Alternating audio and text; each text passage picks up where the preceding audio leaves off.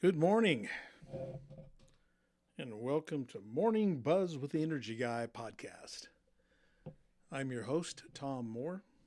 I work for Farmers Electric Cooperative, headquartered out of Clovis, New Mexico, and that's where we're recording today in a very, very warm office because it's hot outside and we don't have the air conditioner on yet. So I might, as soon as I'm done recording, I'm going to go maybe set the thermostat down a little bit and put it on cool and see if I can cool down a little bit. Now, episode 38 of Morning Buzz with the Energy Guy. Good morning to you. Yesterday we celebrated the first day of spring, and it already feels like the middle of July. 92 degrees yesterday, and we're headed that direction today. Of course, it's cooler, a little cooler right now outside, but man, some of that residual heat from the office was still here this morning when I came in. And we're supposed to hit a high of around 95 degrees. That has to be some kind of a record. I just can't imagine it not being. But who needs coffee when you've got Morning Buzz with the Energy Guy? Morning Buzz with the Energy Guy is the only podcast awarded the prestigious Energy Star label. So we haven't had much moisture this winter. I think we had maybe 4 inches of snow, and then we had a dusting. We might have had a little rain about 3 weeks ago. It was probably, 2 100ths, just something hardly measurable. We've got very warm temperatures. We've got higher, right now it's nice, it's not blowing, but we've got wind in the forecast. Last week was pretty windy. But of course, this time of year, historically, it's windy. So no moisture, very, very dry, warm and hot temperatures, and high winds all contribute to a perfect recipe for wildfire. So we're going to talk about here in a bit maybe how to fireproof your home from wildfire. We're going to try to talk a little bit about, if we've got time, spring energy efficiency ideas. But first, we'll get back to that in a little bit. On a sad note, Chuck Norris is dead. Now, there's been rumors for several years that he had died, but they weren't true. Rumors are just that, rumors. But, yep, Chuck Norris dead at 86. Chuck Norris is familiar to fans worldwide as a star of action films such as The Hitman, 1991, Delta Force, 1986, Delta Force 2, The Colombian Connection, 1990. He also starred in Missing in Action in 1994 and its sequels, Firewalker in 1986, The Sidekicks in 1992. He was an executive producer of Walker, Texas Ranger, as well as The Star, and that was on for many years. He was Lone Wolf McQuade, that's one I remember. That wasn't on what I looked up. And I think it was Enter the Dragon. He fought legendary Bruce Lee, and actually his character was killed in that movie by Bruce Lee. But he did die early Friday morning in a hospital in Hawaii following a short illness. He became a legend for his toughness. I mean, there were Chuck Norris jokes been around for years. And a couple that I remember off the top of my head were this one. Chuck Norris could actually kill 2 stones with 1 bird. I think that's a good one. I laughed pretty hard at that one. This is a good one. I don't know if you've heard, but Chuck Norris got bit by a rattlesnake. And after 2 weeks of agonizing pain, the snake died. And of course, I don't know if you recall this or not, but Chuck Norris was exposed to the COVID virus. And the COVID virus had to go into quarantine for 2 weeks. Oh, man. I looked some up today. I thought, I wonder if there's any about electricity. How could we work Chuck Norris and his legendary toughness into our show? So I found a few. Chuck Norris doesn't need a surge protector. The power surge protect. Let's see. No, not that one. Sorry, that wasn't very good. How about this one? Chuck Norris once welded steel without electricity. Okay. Chuck Norris can wire a building without ever flipping a breaker. He just stares at the fuse box and the circuits obey. If tapped, a Chuck Norris roundhouse kick could power the country of Australia for 44 minutes. The electric company pays a monthly bill to Chuck Norris, and he doesn't even have solar. Finally, Chuck Norris could power a nuclear power plant using only his stationary rowing machine. He was a tough guy. But it is sad. Everybody, I don't think anybody disliked Chuck Norris, but our thoughts and prayers go out to his family. This is a difficult time for them. So, with this perfect recipe for wildfire, we need to keep some things in mind, particularly around your house. I don't think you can necessarily fireproof your house, but you can certainly try to protect it as much as possible if you find yourself in the midst of a wildfire. Fireproof your yard by creating a defensible space. Remove debris within 5 feet of the home. That's the ember-resistant zone. Thin vegetation 30 to 100 feet out, and use non-combustible materials like gravel or stone.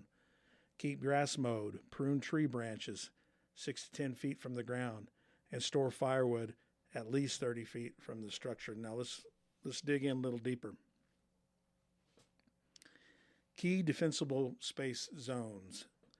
Zone 0, that's 0 to 5 feet, ember-resistant zone. Focus on the immediate perimeter. Remove all dead leaves, pine needles, dead vegetation from roof gutters, under decks, and around the foundation.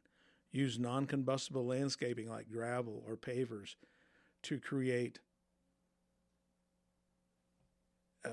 a fire barrier.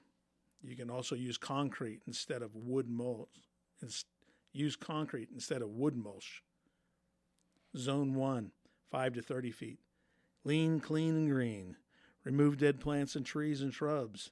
Keep grass hydrated and mowed to a low height.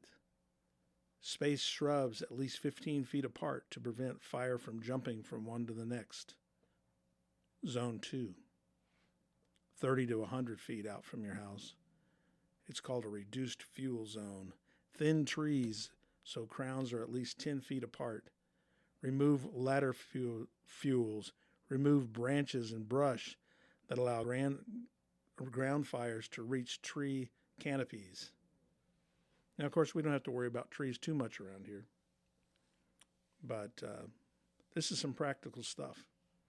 Landscaping and maintenance tips. Prune trees. Remove lower branches 6 to 10 feet from the ground to reduce the ladder fuels.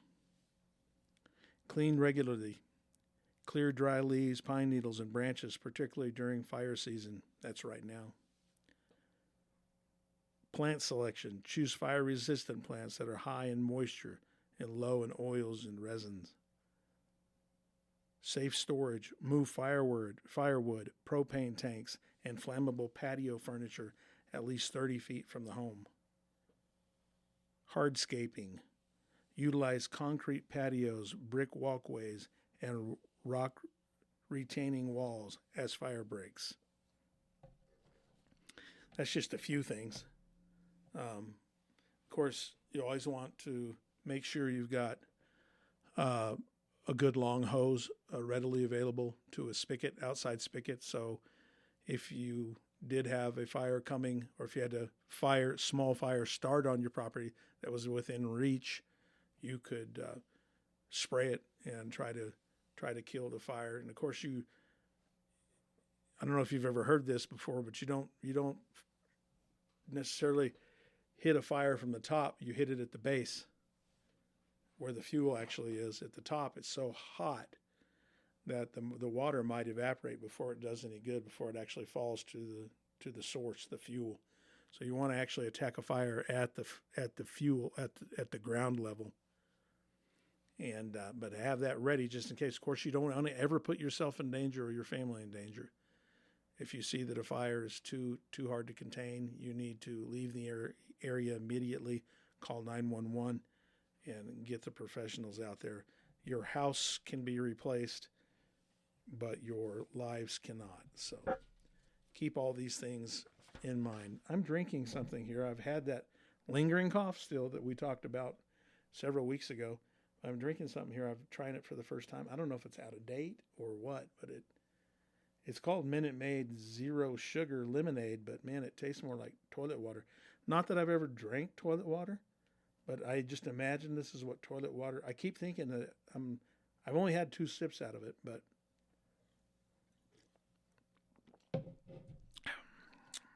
no, I keep thinking it's going to get a little better, but it's really not. It's like toilet water with a little hint of lemon. Whew, I digress. So this show is about energy efficiency, so let's get into it. I just like to throw in occasional safety things for our listeners because, you never know with like wildfire situation. You never know who might need those reminders to better prepare for things. But let's talk about a little spring energy efficiency that focuses on preparing for warmer weather. One would be by servicing HVAC systems, sealing air leaks, and utilizing natural ventilation. Key tips include cleaning air filters, reversing ceiling fans to run counterclockwise, using LED lighting, and keeping blinds closed during the day to reduce air conditioning cost. I talked about allowing that bright sun in on the west side of your home, the south side of your home, and the southeast side of your home when the sun is rising, and throughout the day on the south side of your home, because that is free heat. Now, we are beyond that, and it just seems like yesterday we were talking about heating, and now we're talking about air conditioning, because I think we just skipped spring altogether and went straight into summer. Again, 95 today, by 2 or 3 this afternoon. That is crazy. Clean or change your HVAC filters. Replace the air filters quarterly.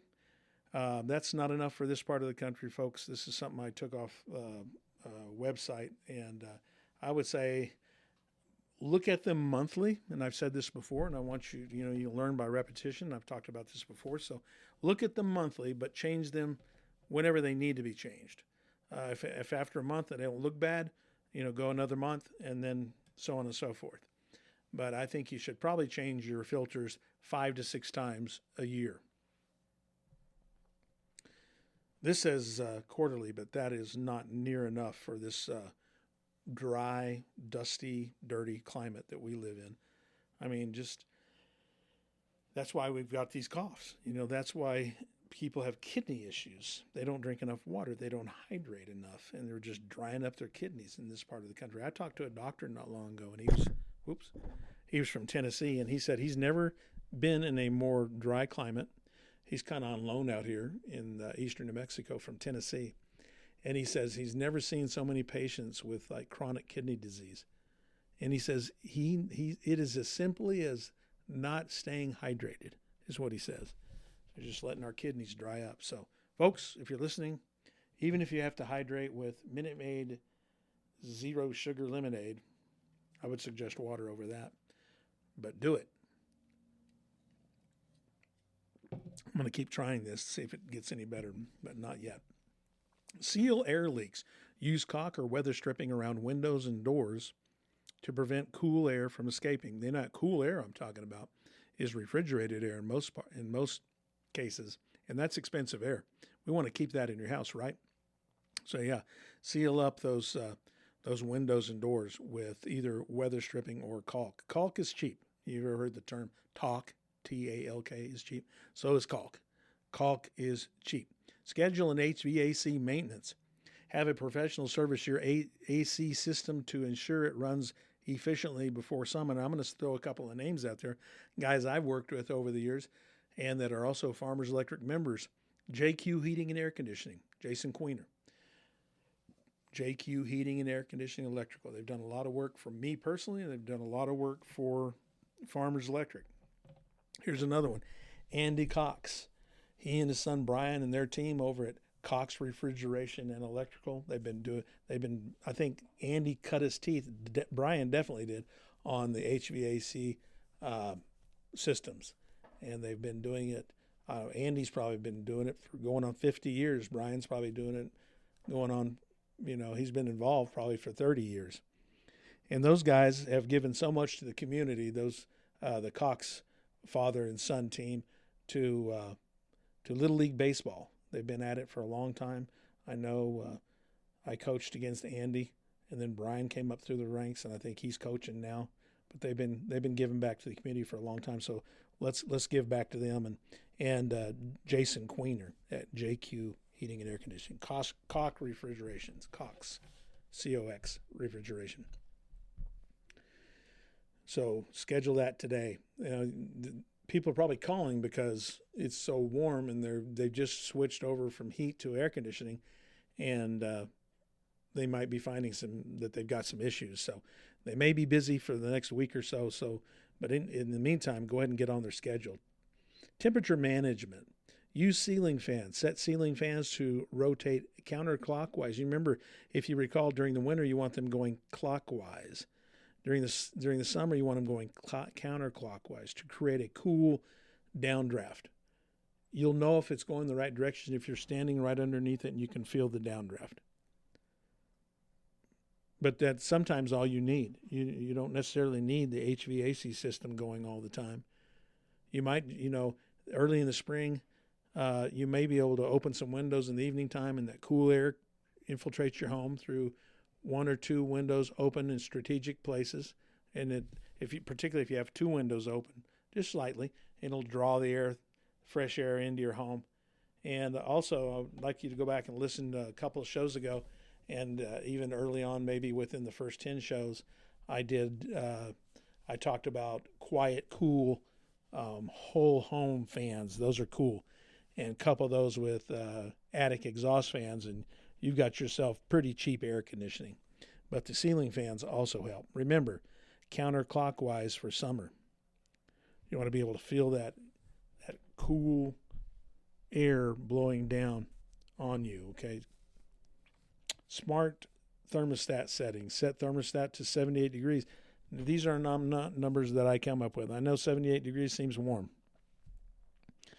particularly this time of year when there's not a lot of differential between the outside temperature and the inside, except for today, except for the last couple of days. But yeah, if it's 78 degrees outside and you've got 78 degrees in your house, it seems too warm. But for the hottest part of the summer, 78 degrees is pretty good. Okay?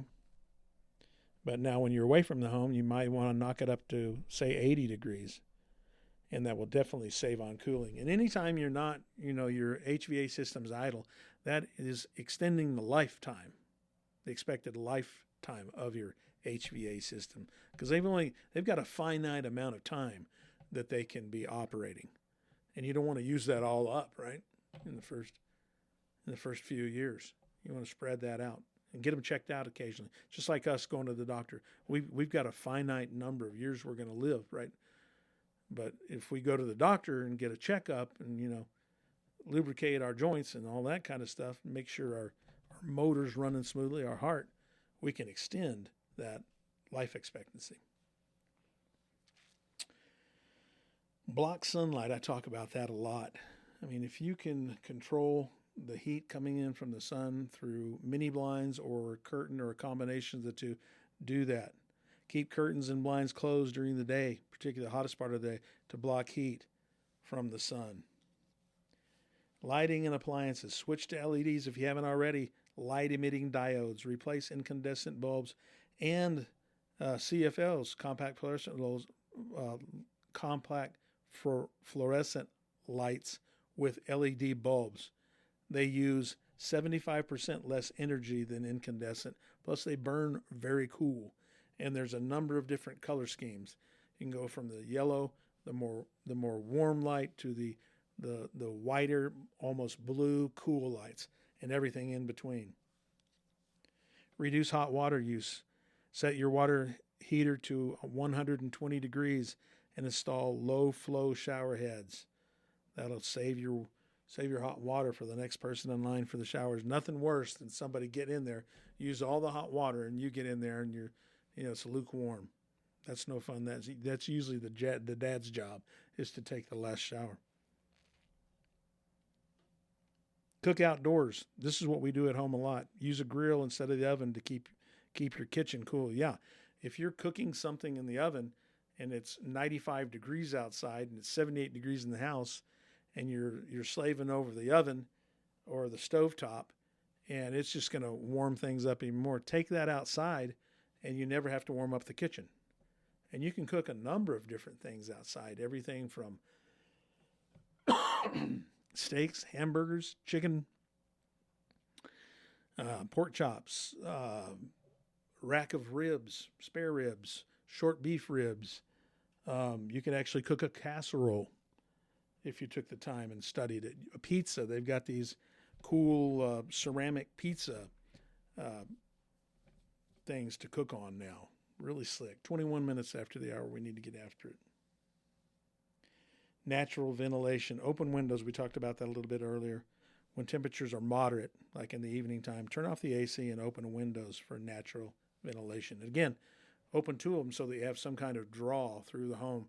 Draw that cool air. We're here in the high plains here of eastern New Mexico, and our elevation is about 4,200 feet, so we're very high in elevation. So it cools off.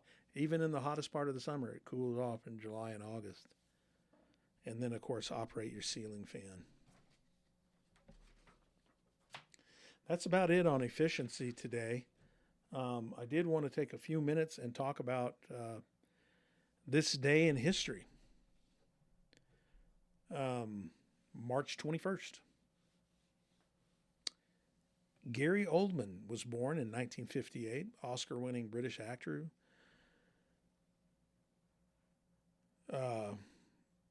With roles such as Sid Vicious in the Sid and Nancy, Winston Churchill in Darkest Hour, and one of my favorite roles was Sirius Black in the Harry Potter series, amongst a number of other things. I know he's in one of the Batmans, and just a bunch of things. And he can change character so much that I may be 10 or 15 minutes into the movie before, if I don't know anything about the movie, and said, oh, that's Gary Oldman. I didn't even know, because he's such a good actor, and he doesn't mind changing his appearance and that kind of thing. I mean, he's a really thin guy, but he played Winston Churchill, so go figure. And it was excellent. He was excellent in that role. Rosie O'Donnell, one of President Trump's favorites. Born in 1962, comedian, actress, and activist, best known for a long-running daytime talk show and ongoing feud with President Donald Trump. She recently moved, I say recently, within the last year, she moved to Ireland just to be away from Donald Trump. But she can't help herself. If it's real Trump derangement syndrome, she's got it. She just hates the man. And the feeling may be mutual. I don't know. He's said some very ugly things about her, but she brings it on herself sometimes.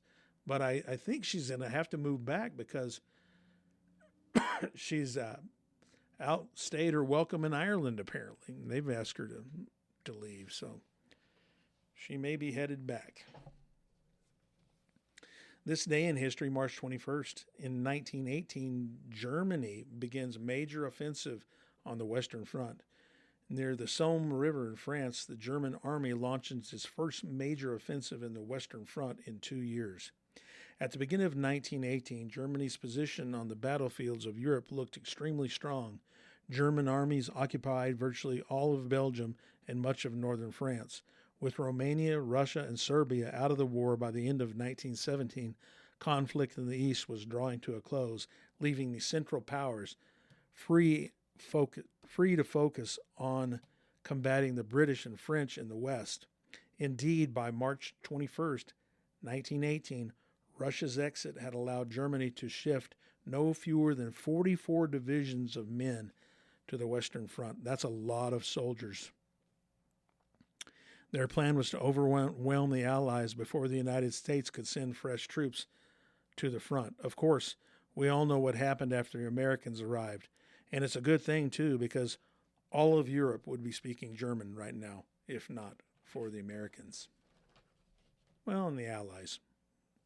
They took a beating before the United States came in. And, of course, then we had to do it all over again, 20 years later, World War II.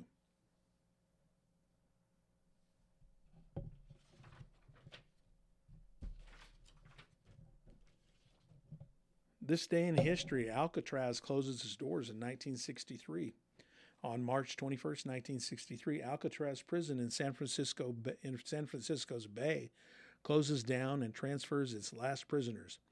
At its peak period in use in the 1950s, The Rock, or America's Devil Island as it was known, housed over 200 inmates at the maximum security facility.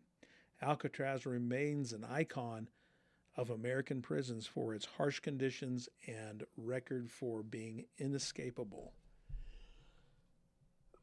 Now, there's been rumor, and I think it was just rumor, that President Trump was wanting to go in and reopen Alcatraz. But I haven't heard anything lately. The last thing I heard on that was probably, 4 or 5 months ago. I think it was just President Trump messing with the media, giving us something else to talk about. Finally, this day in history, President Carter announces Olympic boycott. On March 21st, 1980, President Jimmy Carter announces that the United States will boycott the Olympic Games scheduled to take place in Moscow that summer. The announcement came after the Soviet Union failed to comply with Carter's February 20th, 1980 deadline to withdraw its troops from Afghanistan. Now, I'm old enough to remember that, and I remember my dad was frustrated. He said we need to send all of our athletes, and then we need to kick their butt, and something other than the Cold War it was kind of in the midst of the Cold War, and we know Cold War means a hot war means there's bullets being fired. A Cold War means they're on the verge of a hot war. You've heard of hot LZs, hot landing zone. That means you're going to land and you're getting fired at. But the Cold War was at its height. It was an arms race, and Jimmy Carter could have taken this opportunity to go in and beat up the Soviet Union in the Summer Games. Instead, he chose to ruin the lives of many athletes that have trained for years and years and years for their only opportunity to win at the Olympic Games, and we did boycott those 1980 Olympics. And of course, I think the Soviet Union then turned around and retaliated in 1984 when we had the Olympics, the Summer Olympics in Los Angeles, if I recall. But my dad, God rest his soul, March 2nd, we would have celebrated his 107th birthday had he been alive. But he died in just 1 month shy of his birthday in 2004 at the age of 85. And I sure miss him. There are still times when I think my kids will do something, They're adults now, but they'll do something, at work or be recognized for, employee of the month or whatever. And my first thought is, I want to call my dad. And then I think, can't call him. But if I had a long distance line to heaven, I would call him and brag on those grandkids of his. But he recalls during the, maybe it was the 1936 Olympics, Summer Olympics in Berlin. And he had his master race, the Aryan race, and they were supposed to win all the track and field events. And then along comes Jesse Owens from the United States.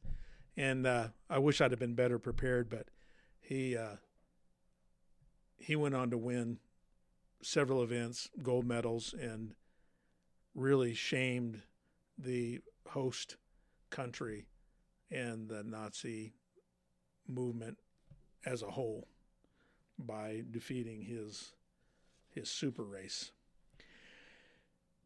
Man, this seems like it was a little more political than normal. I don't really want to do that, but if you like it or don't like it, let me know.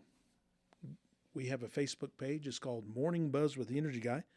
And just send me a message. We take questions on there that I'd like to read on the air. For instance, if you've got a question about energy efficiency or electrical safety, and you just scratching your head, and maybe you looked up the answers, but you're not confident, drop me a line. Send me a message. Private message on Morning Buzz with the Energy Guy. I appreciate you folks, and we will see you next time.